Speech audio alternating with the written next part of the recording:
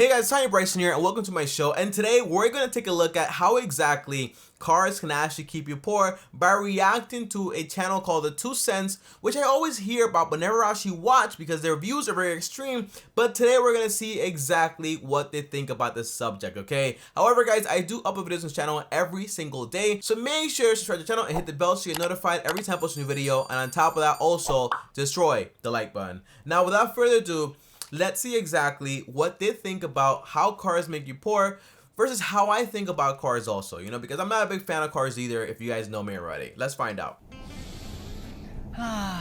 Don't you just love that new car smell? Smells like power and freedom. Oh, I know how this is gonna play out. It's probably gonna be like one of those videos where like he says like all the good things and then she says all the bad things about what's going on. Like for example, don't you love that new car smell? Yeah, I love that when we drove off, we lost a whole bunch of money because of depreciation. I bet that's what you're gonna say. Maybe. If I don't get it right, then that's not what I said, okay? Let's leave it there. Actually, it smells more like petroleum-based solvents evaporating off vinyl and plastic. Wow, buzzkill. Let's see if you still like that smell when you find out what it's really costing you. So far, this channel is pretty cool. I'm locking the windows.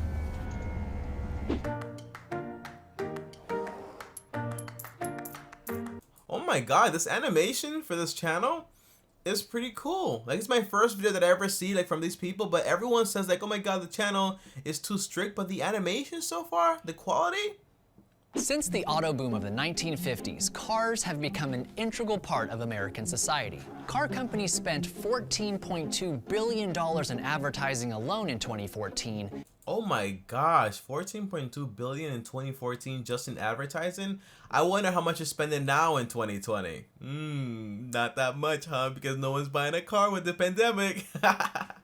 That's not a good thing for the economy, by the way. I'm just making like a joke, okay? Relax, relax, relax. And that number is only rising. They convince us that once we're behind the wheel, our families will love us more, our neighbors will envy us, and our Oh yeah, you know, like living with the Joneses, or like the neighbors of the Joneses. Like, you know what? I have a BMW. My neighbor's looking at me now. He wants a BMW. Like all this stuff. At the end of the day, the only person that wins is usually the car company. Okay, because now you want to buy the new car, and you always want to be ahead of your neighbor. And this way, all you're really gonna have is a whole bunch of people spending money on a liability. Not really that good. freedom to go anywhere is secure. Unfortunately, they're more likely to take away your freedom and security. Yeah, I don't doubt that. You know, cars can be very expensive, and everyone wants like a new car. Like the average millionaire like buys a used car. Used cars are the best, to be honest with you. Like you save a lot on depreciation, and you let some other person like absorb all the depreciation by buying something like brand new. You know, I'm not a big fan of new cars. Not a big fan of cars like whatsoever. You know, but if I do move from New York, I'll probably get one. But I'll probably get like a very basic car, to be honest with you. As long as it's safe. Cars are a financial triple threat. We borrow money at interest to buy an asset that we have to pay to maintain, and here's the big kicker, that drastically depreciates in value. Wait. Yeah, that is so true. Like I always say that on my channel, you know, like for example, if you can't afford a new car, you have to borrow for it. By the time you're done paying for it, you just pay like literally like maybe like 20% more for the car. But by the time you're done paying for it, it's like worth like 50% or 30% less. It's kind of like paying for a house, but at the end, you sell it for like half the price. It'll be like a nightmare. But I guess because it's a car and it's fancy and you look cool, everyone wants a car, you know? What is depreciation anyway? Hey Julia, would you like to buy some ice cream? Sure, I guess. That'll be $4. I wouldn't pay a nickel for that. But I just paid $4 for it 20 minutes ago. That's depreciation. Oh wow, that's a very basic way to understand it. But depreciation, in the logical term, is how assets lose value. You know, that's pretty much what it is. You know, how assets depreciate in value over like a year, a month, and it's different for everything. You know, for example, a sneaker, once you wear it, that's it. You know, you can't really like sell it for the same price. But if you don't wear it and you hold on to it and it's actually rare, it actually appreciates in value. Cars retain their value about as well as ice cream on a hot day. A new car will depreciate 63% in the first 5 years. Yeah, so imagine you have like a loan for like 5 years and you lose like 63% of the car, but you just pay like 30% like for the car in actuality because of all the interest. By the way, I think this whole show is scripted, and I like it so far. I'm having a lot of fun here. I'm having a lot of fun. What do you guys think? 10% of that in the moment that you drive it off the lot. Calling cars a bad investment is like calling a honey badger a bad heart surgeon. That was so corny. I don't know why I'm laughing, but I like this channel. What? I mean, they're not an investment at all. Oh, exactly. I see people try to justify it all the time, you know, like, oh my gosh, she has an investment, you know, I'm gonna have it for like 5 years. The only way like a car's an investment is if you're gonna drive it to actually make you money, you know. If you're not doing that, then don't even get one, you know, especially like in the city, you know. And even if you get a car, get a used one. Get a used one and let some other person like swallow up all that depreciation that happens, okay? I keep moving because I think the light is coming off. I don't know what's going on over there. I mean, can you think of anything else that you would spend that much money on that loses value that quickly? I don't know. How about a garage full of Beanie Babies? What is going on here? These jokes are not that funny. Yeah. Is that really him? What's wrong with him? But those things are very expensive, you know. They're very like collectibles. So yeah. I told you, the 90s are coming back. Sure, hon. And don't think that you can get out of this by leasing either. Leasing companies set their prices so that you pay for the depreciation of their vehicle. And when it's over, they still have an asset that they can resell. So let's set it. It's kind of like, you know, it's a great explanation to this, guys. You know, I had a mentor once, like a person that I knew just told me, well, not a mentor. It was like, I think it was Robert Kiyosaki. He said, you know, liabilities and assets, you know, whenever you lend somebody money, that's a liability to them, but it becomes an asset to you. So in reality, whenever a car dealership sells you a car or like leases your car, on their balance sheet, that's an asset. On your balance sheet, that's a liability, okay? So it makes a lot of sense. A few simple ground rules that will put you in the driver's seat instead of being taken for a ride. Number 1, buy a car that's at least 5 years old. Right away, you're skipping the majority of its depreciation. But it's not new. It's not nice enough, you know. I don't want to buy anybody's car. Like, what did it do here? You know, oh my gosh, what's that smell? I hear this all the time, you know. If you can save 63% of value by buying a used car that's 5 years old, why wouldn't you? Now, by the way, you don't have to go like all the way to 5 years. You can go like to 3 years also. And by the way, whenever you buy, for example, a luxury vehicle, like for example, like a Lamborghini Urus, usually the depreciation slows down very quickly. Okay, so after like 2-3 years, like it doesn't depreciate that much. And that's why you can buy, for example, one of those cars, ride it around for like a year, and then sell it right back for the same amount of price. Okay, so that's like car hacking at its best. Number 2, save up to buy a car in cash. Paying interest on something that loses value is like gaining weight from exercise.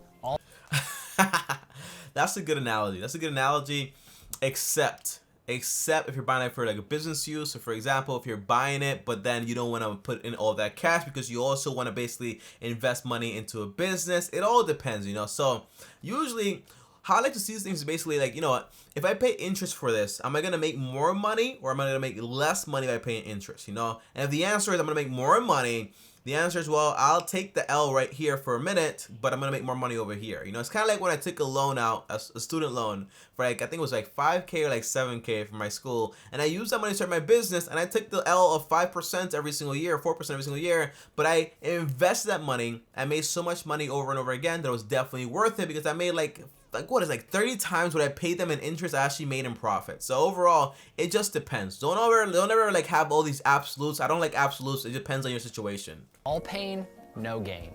Number 3, if you can't comfortably afford to save an equal amount to your car payment, you can't afford it. So if you're not saving $300 a month, you shouldn't take on a $300 car payment.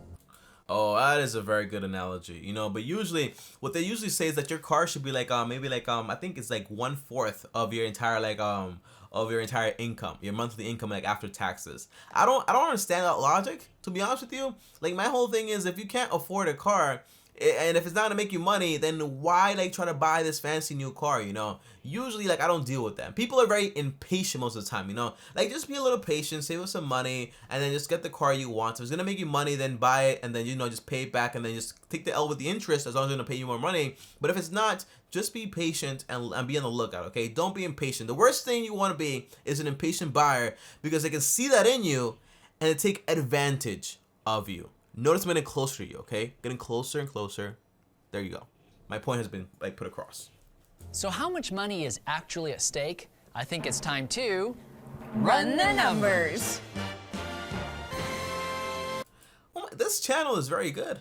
Let's say I buy a new car for $20,000. I put $4,000 down and I finance the rest over 60 months at 4.2. 60 months, that's 5 years, 4.25 interest. That means he has pretty good credit. The average one might be between 8% all the way up to sometimes 15%, just so you guys know. 5%. My monthly payment will be $295.42. That sounds pretty normal. But check this out. What if you bought the same car, but a 5-year-old model, which costs you 63% less, or $7,400?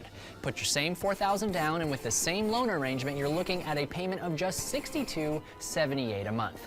That is a big difference. Plus, the depreciation is a lot more different. And by the way, imagine like the opportunity costs you can actually have by using that money for something else, you know? And by the way, you know, let's not act like everyone like wants fancy things. Let's be honest with you. But the idea is, you know, like certain things you can actually like, you know, stay without for a while and then get that fancy car you want eventually, you know, but you don't need it. You know, at the end of the day, all cars are good for at the end of the day is getting from point A to point B. But even when we had, for example, like horses and carrots or whatever it was like back then, like I don't know, carriages? Yeah, like carriages, I think what it's called. But the idea is, even back then, you have people with like gold carriages, like stellar horses. Like I don't know about that stuff, you know. But the idea is, ever since the beginning of the time, you always had a fancy version of something that does a very simple job that just takes you from one spot to the next spot. Okay, so just be very conscious of what you're doing. At the end of the day, I would never ever buy a new car. Ever. If I ever do, call me out. That's a monthly savings of $232.65. I could get a massage every other week with that. You could, or you could take those monthly savings and put them into a growing asset like a home or a mutual fund.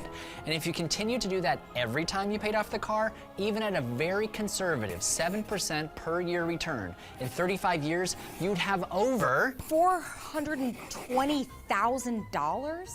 Yeah, it's pretty insane how compound interest works. However, I don't like to be like the biased guy here, but you know, I don't know if they'll tell you this. Like, I haven't watched the full video yet, but the idea is, you know, like $421,000 in like 35 years, it's only gonna be worth around maybe like a third, you know, because of like inflation. So in reality, like you have like what, like maybe like 200, maybe like 150, 175, but it's still a lot of money, and it's still like something you actually put forward that's actually gonna make you even more money. And by the way, you can buy a house, you can buy investments, you can do multiple things, but the idea is, what I thrive to do is to basically use my money to collect things that pay me money. It's like being a collector, but not like for toys that make you no money, but for toys that also make you money and bring in more money. And that for me right now, it's stocks, you know. And some toys that you actually want to buy, well, to learn how to buy them and set yourself apart, you have to invest into how to learn, you know. So you have to take like education classes on it. Like I'm taking a course right now about stocks. Like every single day I'm learning different things, you know. But the idea is, if you want to learn about cars and turn it into a business, you can also take courses on it, okay? But my job is to collect assets that make me money,